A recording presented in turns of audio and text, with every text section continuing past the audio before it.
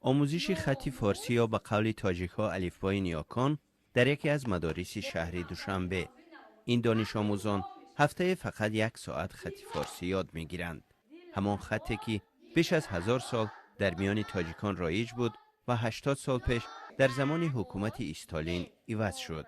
در مدارس تاجیکستان به دانش آموزان کلاس های از 4 تا 7 الفبای نیاکان تدریس می شود. با وجود این بسیاری از مدارس با کمبود کتب درسی و استادان زبان فارسی روبرو هستند. مقامات آموزش و پرورش می گویند که تامین کتاب های درسی و جلب آموزگاران برای تدریس در حدود 4000 مدرسه متوسط تاجیکستان دشوار است و هزینه زیادی می طلبد.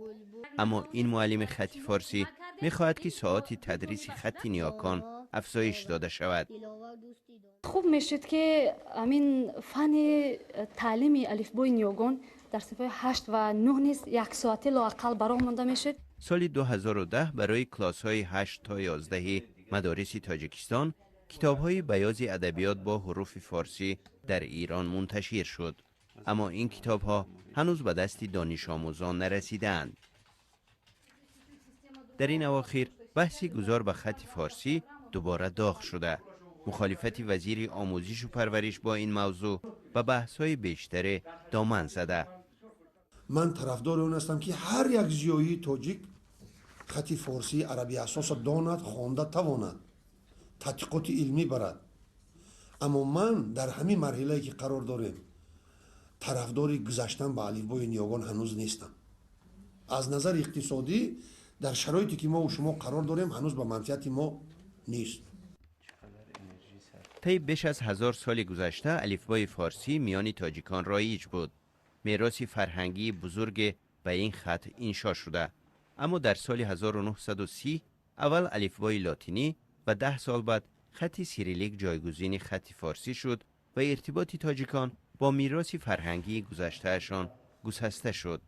در سال 1989 در پی تلاش‌های روشنفکران تاجیک قانون زبان دولتی تصویب شد که بر اساس آن قرار بود خط فارسی به تدریج جایگزین سیریلیک شود.